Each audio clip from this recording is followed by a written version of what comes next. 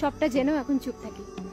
এখন আর এক্সপ্লেন করতেও মন চায় না, কারোর সাথে তর্কে জড়াতেও এখন আর মন চায় না। জীবনের এরকম একটা ফেজ বোধহয় সবারই আসে, তাই না? যখন বলতে অনেক কিছু চাই, কিন্তু তাও বলতে ইচ্ছে করে না। আমরা সবার থেকে নিজেকে আলাদা রাখার বাহানা খুঁজি, যখন সত্যি আর কারোর জন্য ভাবতে ইচ্ছা করে না। না কারোর মন জয় করতে ইচ্ছে করে, না কারোর রাগ ভাঙাতে ইচ্ছে করে, না কোনো কিছুতে যোগ দিতে ইচ্ছে করে, না কোনো ব্যাপারে অভিযোগ করতে। কারোর সাথে কথা বলতে ইচ্ছে করে না, না কারোর মেসেজের রিপ্লাই দিতে ইচ্ছে করে।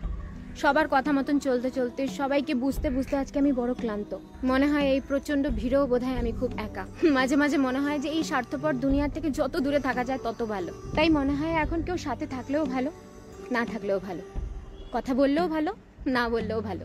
এখন সত্যি কিছুতে কিছু আর যায় আসে না। আসলে ব্যাপারটা কি বলতো, সবাই শুধু নিজেরটাই বোঝে, আর অনেক কিছু বুঝিয়েও দিয়ে যায়, কিন্তু বোঝার চেষ্টা কেউ করে না। তাই মনে হয় যে দূরে কোথাও চলে যাই, কোনো এক মন ভালো করার দেশে, যেখানে শুধু আমি আমাকে বুঝবো, কাউকে বোঝার বা বোঝানোর দরকার পড়বে না। শুধু নিজেকে বুঝবো, নিজেকে ভালোবাসবো এবং